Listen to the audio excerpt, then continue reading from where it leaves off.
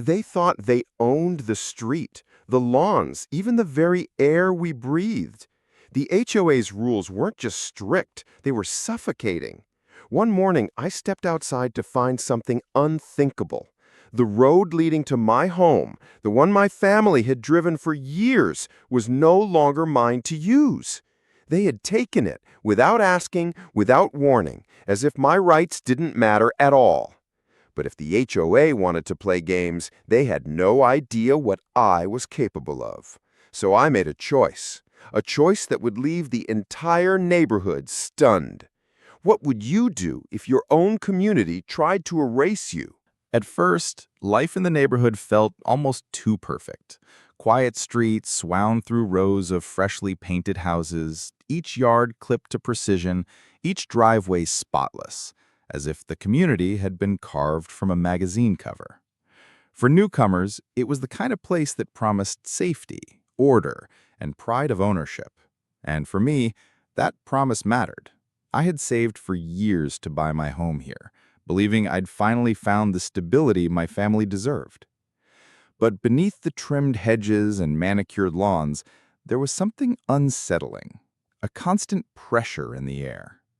The HOA prided itself on maintaining standards, yet it seemed those standards were less about beauty and more about control.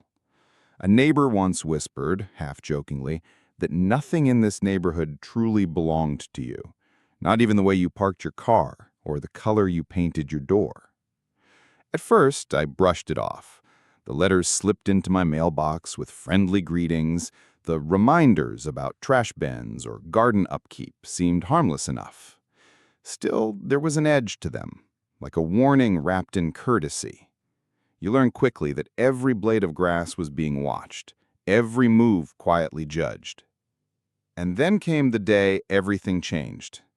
A decision was made, without my knowledge, without my consent, that would strip me of something I had assumed was untouchable, the simple right to use my own road. What I didn't realize at the time was that this was only the beginning, and the fight that followed would expose just how ruthless a homeowners association could be. It started small, almost laughably so. A letter tucked into my mailbox with bold black letters stamped across the top. Violation notice. My crime? Leaving my trash bins by the curb for more than 24 hours. The irony was, the bins weren't even mine. A storm had blown them across the street, and I had simply dragged them out of the way until the owner came back.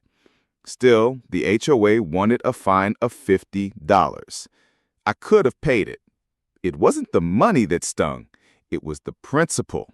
I'd worked too hard for my home to let someone else dictate how I lived in it. So I appealed, politely at first.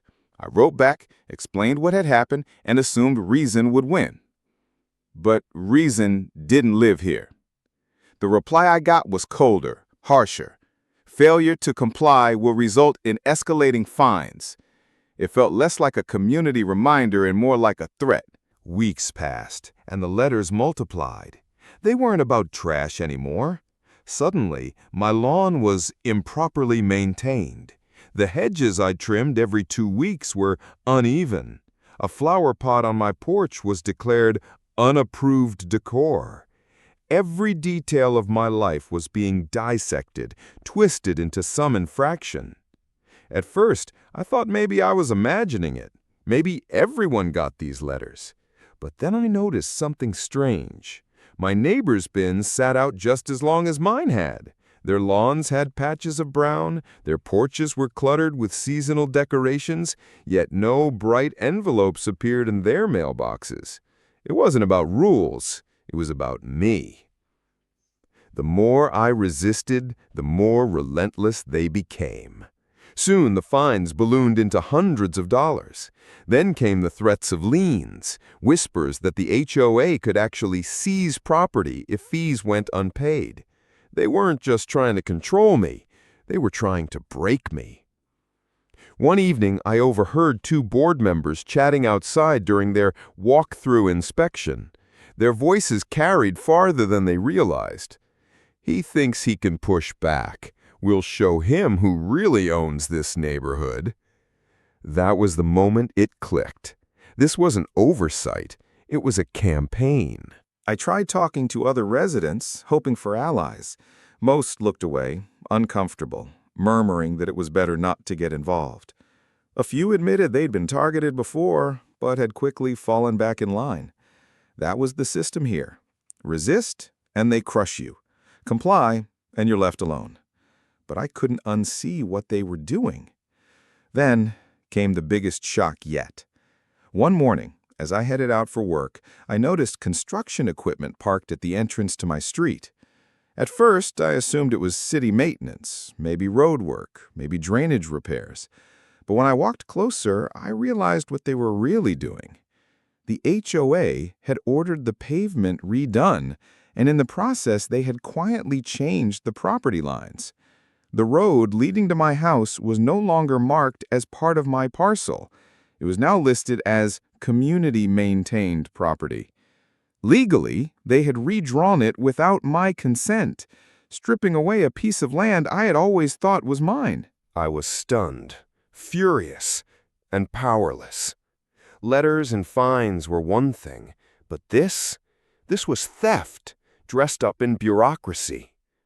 When I demanded an explanation, I was told it was for the good of the neighborhood, that my personal ownership of the road was an inconvenience, that I should be grateful for their improvements, grateful for having my property taken away.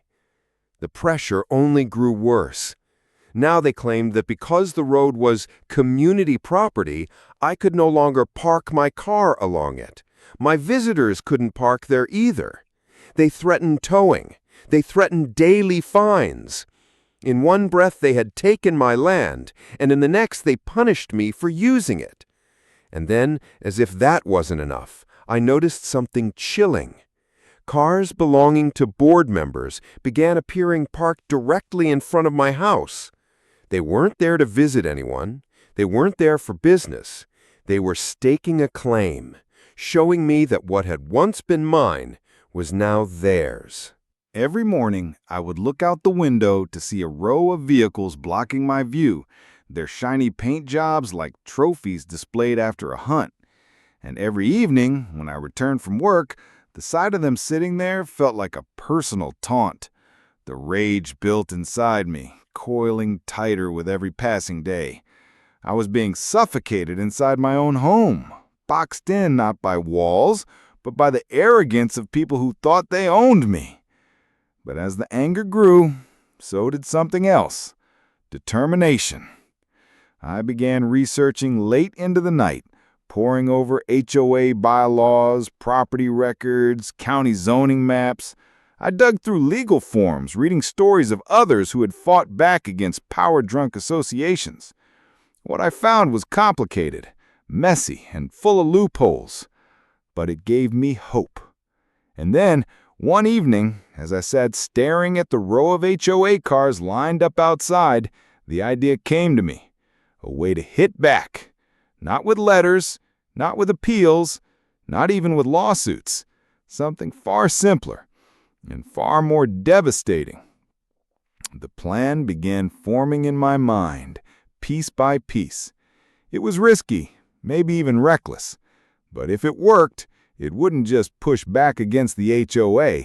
It would humiliate them, strip away their sense of invincibility in front of the entire community. I knew then that I couldn't let this go. They had crossed a line, and I was about to show them what happens when you push someone too far. I was going to make their cars vanish. The night I finally acted was eerily quiet, the kind of silence that makes every sound echo louder than it should. Street lamps buzzed faintly above the cul-de-sac, casting pale orange pools across the pavement. And there they were, the cars, a neat, gleaming row of status symbols lined directly in front of my house, as if the HOA board had claimed the land as their personal parking lot. They weren't parked there out of need. They were parked there to send me a message. This isn't yours anymore. But they had no idea I was about to send a message of my own. That evening, I walked into the monthly HOA meeting.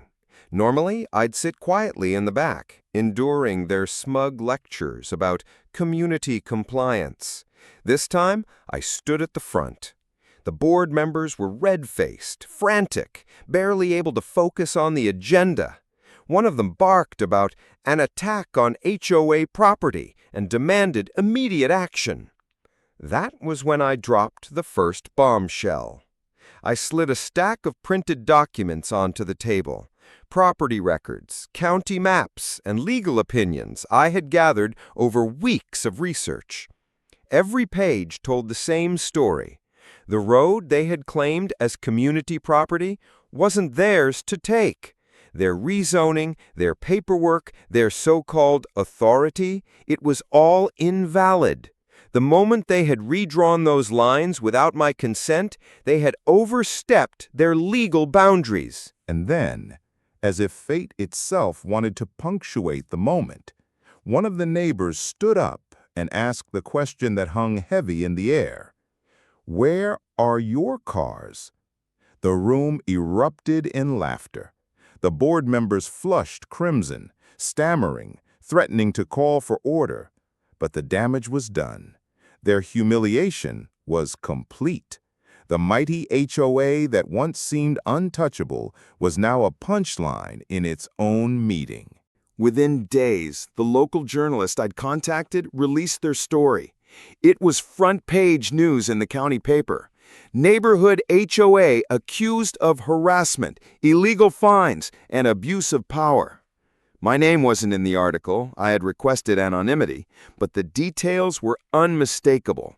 The outrageous fines, the property line theft, the intimidation tactics, all laid bare for the public. What shocked me wasn't just the exposure itself, it was the response. Emails poured in from other communities, from people who had endured the same treatment and silence. Entire neighborhoods, it seemed, were trapped under the same shadow of fear, bullied by small groups of people who thought maintaining standards gave them the right to ruin lives. The story hit a nerve, and suddenly the HOA board wasn't just fighting me. They were fighting the court of public opinion. And they were losing. Looking back now, the road outside my house looks like any other street. Smooth pavement, cars parked neatly along the curb, nothing extraordinary. But every time I see it, I remember what it represents. Not just the fight I won, but the proof that even when it feels like everything is against you, standing your ground can change everything. Because in the end, it wasn't about cars or fines or property lines. It was about refusing to be erased, about proving that no matter how small you feel, no matter how powerful they seem, your voice matters. And that's the legacy that remains long after the cars disappeared, long after the board fell, long after the neighborhood moved on.